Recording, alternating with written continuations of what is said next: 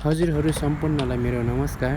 हजुरहरूले हेरिरहनु भएको यो दृश्य रहेको छ श्रीलङ्काको निकम्बो सहर नजिकै रहेको एकदम सुन्दर शान्त र एकदम मनमोहक ताल। हजुरहरूलाई म भगवान गौतम बुद्धलाई श्रीलङ्कामा कसरी मान्दा रहेछन् त म देखाउन गइरहेको छु। अब चाहिँ म भगवान गौतम बुद्धको स्ट्याचु भएर म आइपुगेँ। साँच्ची नै मलाई यहाँ पुग्दा यस्तो लाग्यो कि भगवान गौतम बुद्धले मलाई हेरेर आशीर्वाद दिइरहनु भएको जस्तो मैले महसुस गरेँ। भगवानको दर्शन पाइसके पछाडि म निकम्बो रेलवे स्टेसनबाट रेलमा चढेर कोलम्बोतिर लागेँ। बाटो लामो नै थियो। 1 घण्टा 45 मिनटको यात्रा पछाडि म कोलम्बो पुगेँ। ल हेर्नुहोस् मित्रहरू, लोटस टावर यही हो। श्रीलङ्कामा रहेको लोटस टावर पनि चढियो। 29औँ तलाबाट तपाईँहरूलाई म देखाउँदैछु। यस्तो देखिँदो रहेछ। मान्छेले बनाएको मानव निर्मित भवनको 29औँ तलामा चाहिँ मेरो यो पहिलोचोटिको अनुभव हो। यहाँबाट पनि माथितिर त लामै देखिएको छ, तर त्यहाँ माथि चाहिँ जान दिँदैन क्या अरे।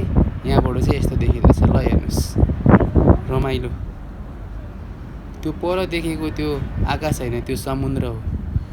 समुद्र माथिको बादल हो। यस्तो देखिँदो रहेछ। त्यति धेरै अल्को बिल्डिङ पनि यसो अगाडि त सानो सानो देखिँदो रहेछ। ल हेर्नुहोस्, टन्टलापुरी घाम लागिरहेको थियो। अझै पनि घाम लागिरहेछ। हावा पनि सरर चलिरहेछ। र पनि यहाँ अरू पनि मान्छेहरू छन्। अन्तबाट पनि मान्छेहरू टन्नै आएर घुमिरहन्, हेरिरहन् तलतिर। चारैतिर यस्तो देखिँदो रहेछ। त्यस पछाडि म चाहिँ तल झरेँ है साथीहरू। ल तलबाट चाहिँ यस्तो देखिँदो रहेछ। पानी पनि निलो निलो, सायद समुद्रकै पानी होला यो।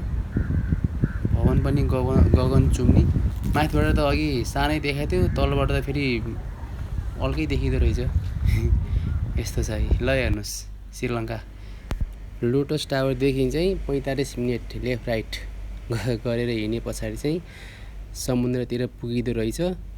टन्टलापुरी घाम सक्छ त सक्दैन। अहिले नै यस्तो चर्को घाम छ, भोलि पर्सि जुन जुलाईमा के हुने हो यहाँको हालत।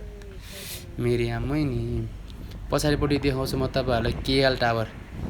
केएल टावर जस्तै छ, तर केएल टावर चाहिँ होइन है। यहाँनिर चाहिँ स्टार होटलहरू टन्नै रहेछन्। मैले देखेँ हिल्टन होटेल, साङ्ग्रिला होटेल, पछाडिपट्टि धेरै होटलहरू रहेछन्, स्टार होटलहरू। यस्तै छ है। यहाँ पनि एकदमै रमाइलो लाग्यो।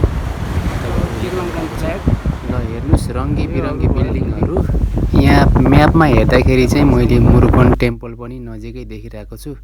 ल मुरुगन मन्दिर पनि आइपुग्यो। हेर्नुहोस्, दर्शन गर्नुहोला। धन्यवाद।